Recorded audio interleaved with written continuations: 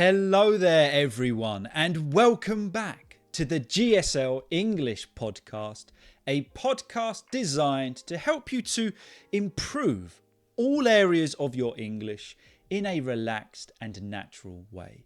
My name is of course Gideon, and in this episode we are going to talk about my recent trip to America, and I'm going to share with you my observations when it comes to the differences between British and American English, but also between the differences between the way we go about our normal lives. Okay, so just some subtle differences I noticed just from day-to-day things. So I'm going to share them with you. As I said, this is more of a relaxed episode. So if you are new here and you would rather a more serious episode that is focused on studying, breaking down vocabulary, analysing different stories and articles, then I do have that available on my channel.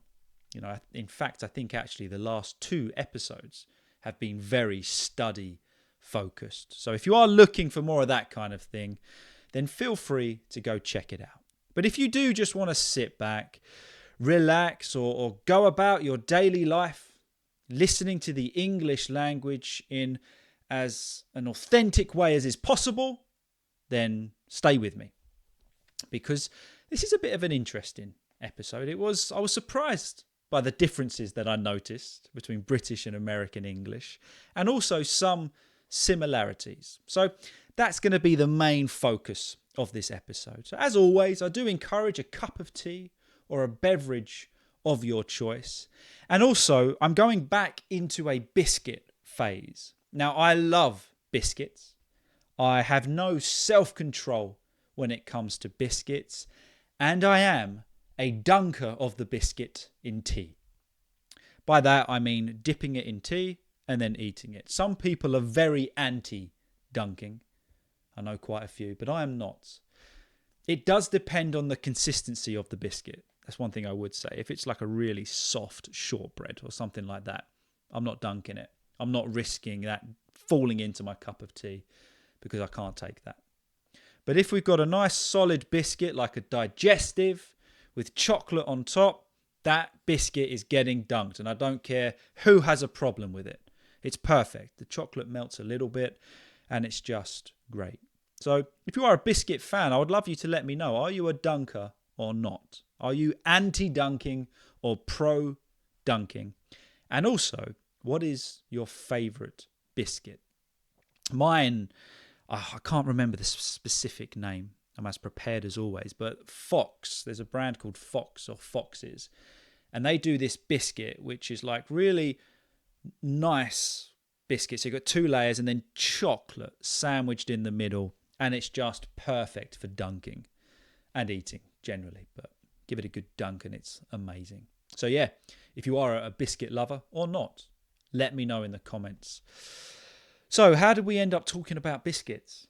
I don't know. So I'm just going to go back to what this podcast is about, and that is my recent trip to America. So I was away for about 2.5 weeks. I got back yesterday, which is a Sunday. So we're going to talk about preparing for the trip, going on the trip, being in America, and the depression that hits after getting home from a holiday that you've been looking forward to for quite a while. So, yeah, I went to Orlando, which is in Florida. Now, the first thing we're going to talk about is preparing for a holiday, because in preparing for a holiday, I think you have very different people. You have those that prepare weeks or months in advance, particularly when it comes to packing, and those that prepare the day before. Now, they just shove everything in a bag the day before. Now, my wife and I have very different approaches when it comes to preparing for a holiday. My wife is months in advance. She's thinking about clothes to buy, clothes to pack, outfits, everything. And all the essentials as well, I must add. All the bits that we're going to need, any medication or anything like that, sun cream, which I most certainly need. My wife thinks about that months before. Myself, on the other hand, I'm not a good I'm not good at preparing for a holiday. I'm like the day before I think about, right, what do I need to do? Everything goes in a case. I forget half of it, and that's about it. But, I haven't been stressing about it. And it got me thinking, it's really interesting how we have different ways of preparing for a holiday. Like my packing honestly takes me, so we were away for just 2.5 weeks, just under 2.5 weeks. My packing probably took me 10 or 15 minutes. I don't have that many clothes. But yeah. But my wife, on the other hand, everything was planned out perfectly. Everything was arranged, and that took a lot longer. And actually, the mental preparation probably started months in advance. So I would love to know, which side of the camp are you on? Are you on, yes, we have to prepare months in advance, Gideon, you're a madman? Or are you more just do it the day before, you're going on holiday, who cares? But I must add that my approach, if I was on my own, would create a lot of issues, because I forget so much that I've realised my wife's preparation has prevented her from forgetting.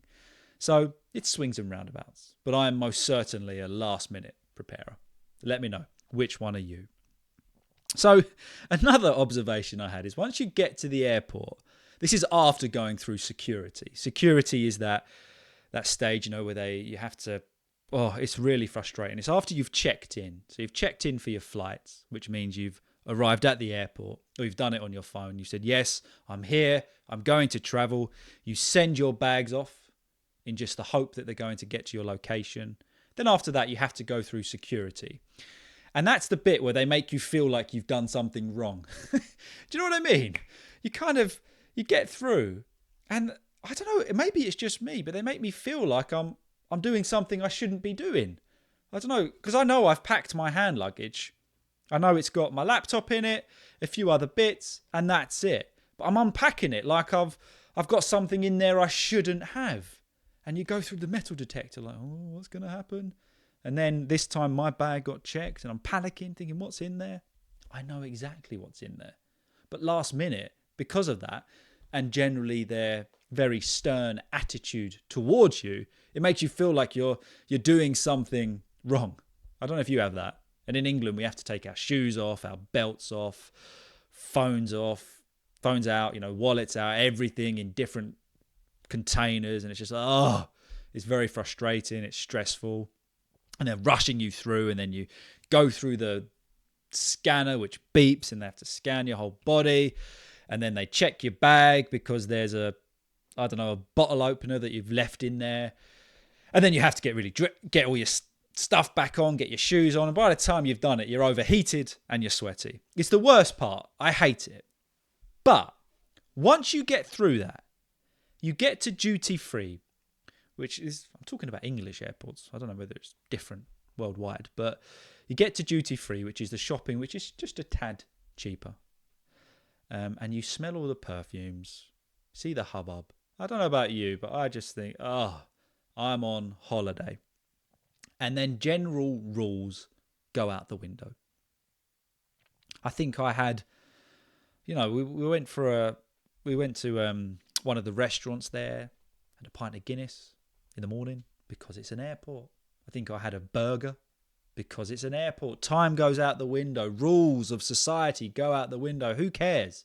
You're going on holiday. You start looking at things thinking, that's a good price. Whereas normally you'd think, no way am I paying that much for that. But you're on holiday mode. I just think it's funny. I'm a real, I don't know whether it's a victim to this, but I just fall into, who cares? We're on holiday. I think particularly when you've waited for so long for a holiday, which we had. This holiday we had booked, I think, a year in advance. So we've been building up to this, and we've been really busy. Same as everybody. Life is just unbelievably busy. It's hectic. And there's always stuff to do. So for me, once I get through that security, I'm at the airport. I don't care about rules anymore. Society rules. I don't mean in the sense of stealing. I'm not talking about that. I'm just talking about the general rules of society. Goes out the window. Who cares? I think this is particularly true at British airports because we were in a Wetherspoons, which is like a large chain of pubs. And everybody's just having a drink, having a glass of Prosecco, getting in the mood for their holiday. And it's great. So yeah, once you get through security, the stressful bit, who cares? So on the plane, I had a central seat, which was not good. So you have, on the plane that we had, you had basically 3 seats by the window, 3 seats in the center of the plane, and then 3 seats on the other side by the window. So a window seat is obviously called a window seat. An aisle seat is any seat that is on the aisle, which is the pathway that everybody walks down. And then you have a central seat, which I call the sandwich seat, which since getting married, I always have. My wife is a bit of a scared flyer. She's not a great, she's not great on flights. She gets a bit scared, so she always likes the window seat, which leaves me stuck in the middle. And I'm not the massive guy by any means, but guys generally with broader shoulders. Then the guy next to me was an absolute tank of a man, solid, obviously works out. So I was just so squidged the whole flight for 9 hours. I could not move. And then, if you need to use the bathroom, then you kind of have to tell the guy to get out of his seat, and it's just all really awkward. So the central seat was not good. But I think it's better when you are going on holiday because you're excited about the holiday and you think, oh, who cares? Doesn't matter. I can put up with this for 9 hours, which is how long the flight was. But, had some food, watched some films. It was all good. So then we get to America. Now, this is the main part. This is the main point of this podcast. So if you are still with me, I've realised we're nearly 12 minutes in and I haven't got to anything about British and American English yet. If you are still with me, then thanks. But if you have also skipped forward because of timestamps to this point, then okay, I'll forgive you. But just listen to the whole thing. Don't worry about it. I natter on, but you never know. There might be something that interests you in there. But okay, so British and American English. Let's talk about this. So I'm just going to talk about the differences that I noticed throughout the whole of the trip. There's not that many, but it was just kind of in person, in reality, these are the big ones. The first one was at the airport when I needed the toilet. So I needed to use the toilet, my wife and I, which in English, in England, southeast of England, we will have sign that says toilet with an arrow. In American English, this is restroom. Restroom. So British English, you'll say, or if you want to ask someone, you'll say, where's the toilet? Or perhaps where's the bathroom? But, where's your nearest toilet? Where's the bathroom?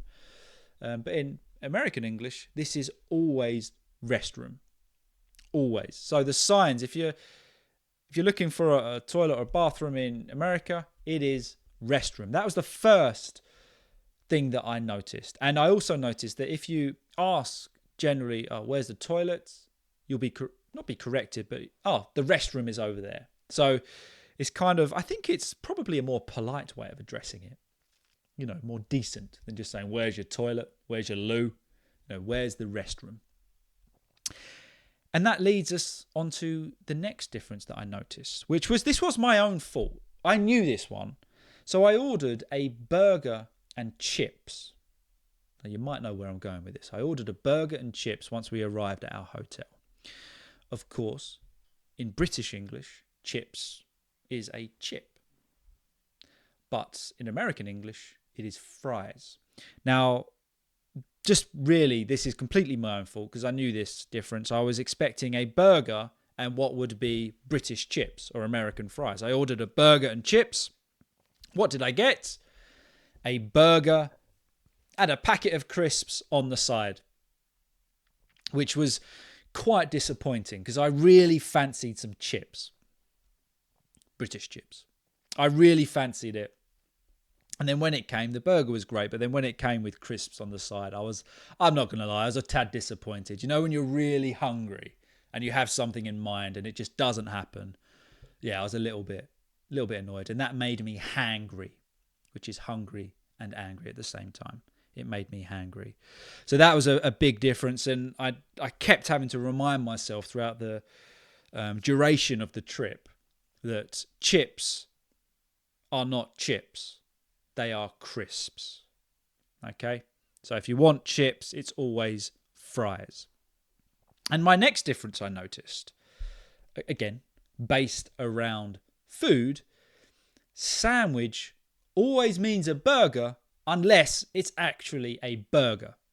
Okay, so I ordered a chicken sandwich. It was divine, I must say. So at one of the restaurants, I ordered a chicken and avocado sandwich, had sauce in it. It was lovely.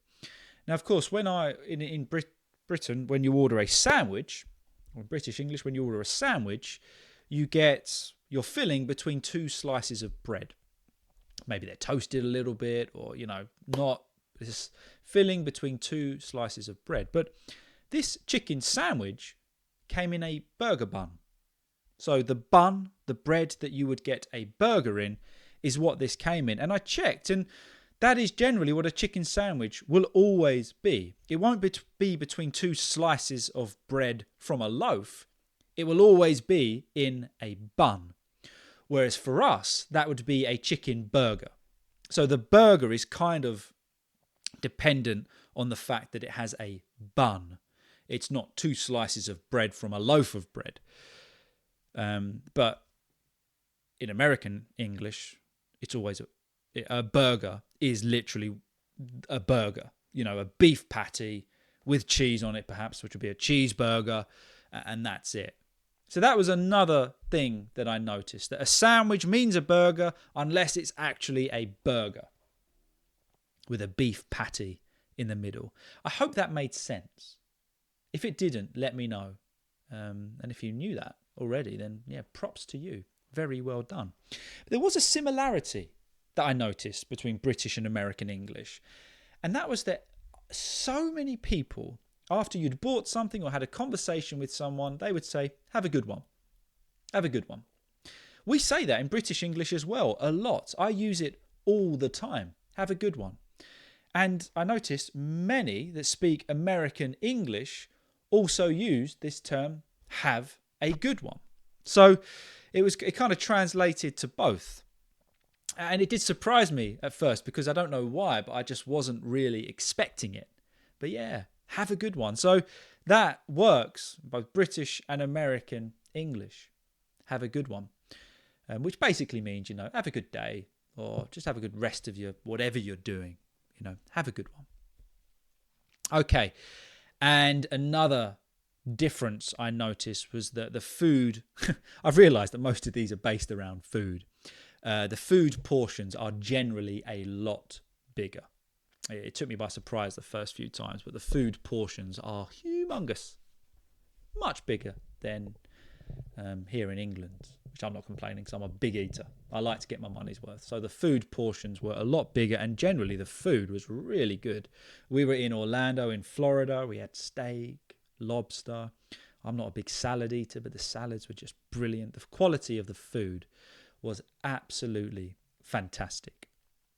But actually, while we're on that, one thing that is quite interesting is the tipping culture in America, which took a little bit of getting used to, because it's not really, it's kind of a definite that you will tip. So you have your amounts that you tip, but you don't really get a choice whether to or not to tip, which is different from here in the southeast of England, that we will tip an amount that we feel is appropriate.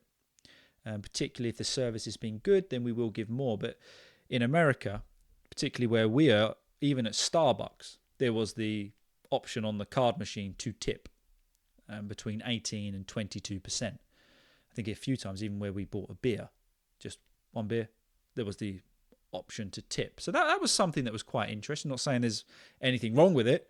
It just took a little bit of getting used to that tipping culture, that everywhere you do tip when there is service, which is good, I guess, because the quality of the service was a lot better. It was very good. But here in England, we generally just tip out of kindness, not out of the request to tip. So I'm not saying there's anything wrong either way. It was just a difference that I noticed. Another vocabulary difference was trash instead of rubbish. So if we have something that we want to throw away or put in the bin, which that is called trash, and you put it in a trash can. So just, you might already know that one, but it was a massive difference really, and you just see it everywhere. So if you say, where's the nearest bin, you're looking for the nearest trash can, which was quite interesting. And also, one thing that I was quite surprised at is the fact that my ID, my identification to check my age, would happen everywhere. Now, in England, I don't get ID'd at all. I think really the last time I got ID'd was probably 10 years ago. I'm 34 now. And I don't think I look under 25. But of course, the drinking age to drink alcohol in America is 21, whereas in England it's 18. But I got ID'd absolutely everywhere. Much more than not getting ID'd, which was the first time I was honoured. They said, can we check your ID, please? They're really polite about it. I think I ordered a beer or something. No, that's no problem. Can I just check your ID? I didn't have it on me the first time, which was kind of annoying because I really wanted a beer, but I couldn't get the beer. But I was also very flattered, very honoured, I must say. It's been a while since I've been ID'd.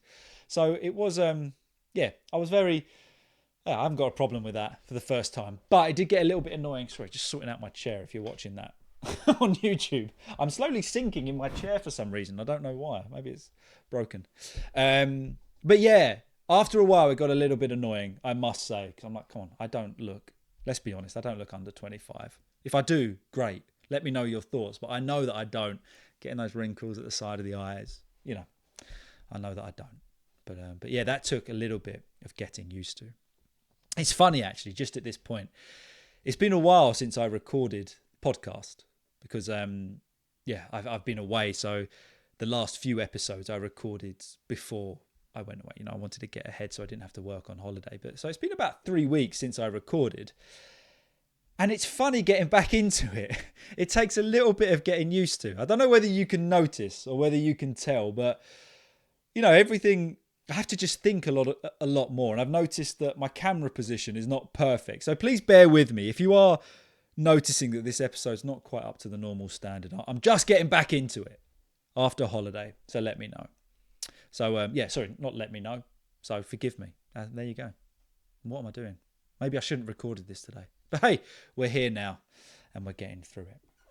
So one thing that happened whilst we were away is that a hurricane hit Florida. Now, you might be aware of this. You might have seen it from the news. And it was a big one. It was called Hurricane Helene, I think. And it made its way to what is the panhandle of Florida. And, I'm really thinking about those that were affected by this hurricane. It was a bad one. We just, on the day that it hit where we were in Orlando, we just had quite strong rain and winds. But I know for those that were on its path, really thinking of you, if anyone has been affected by that, then I hope you're okay. I hope everyone's all right. I know it's quite serious, but it was interesting just where we were in Orlando. Everyone just kind of went about their normal day-to-day lives. Had this hurricane coming. They said, you're going to get strong winds, strong rain, be careful. But everybody just went about their daily lives. And there was all preparations in place for it. And it got me thinking that England is kind of useless when it comes to bad weather and always has been. Rain, everywhere floods. Snow, the country shuts down. If it's too hot, everybody cooks. I've realised that as English people, we're not great with any kind of severe weather. In Florida, everybody just adapted, they prepared, and they got on with it. But in England, even if we're told about it months in advance, we're not prepared. The roads are not gritted. We're not ready for snow. If it rains, everywhere floods. It just really highlighted to me that us Brits, particularly here in England, in the southeast of England, we don't do well with any kind of extreme weather at all. But yeah, while we had quite strong rain, very heavy winds, but that was about it. But you wouldn't be able to tell by the locals, people that live there. They just went about their daily lives. Not phased at all. So, but if you have been affected or you know anyone that was affected by that hurricane, I am thinking of you and I genuinely hope you're all okay. So whilst we were in Orlando, we hired a car. And one thing I love in Orlando is all the cars are massive. We hired what was called a Chevrolet Tahoe, and it was so comfortable. It was easy to drive. Oh, it was just brilliant. And all the roads in Florida are so much wider than England. Particularly where I live, we have a lot of lanes, like country lanes, excuse me. And they're very narrow. And I've been driving them all my life, so you kind of have to be careful driving them. But everywhere in America, all the roads were so wide. It wasn't anywhere near as busy as English roads. And it was just great. I did really enjoy it. Everyone drives a lot slower than here in England. I've noticed that in a few countries now, actually, that perhaps here in England we do drive quite fast, generally. I don't know what your experience is, whether you visited England and you've noticed everyone drives quite fast.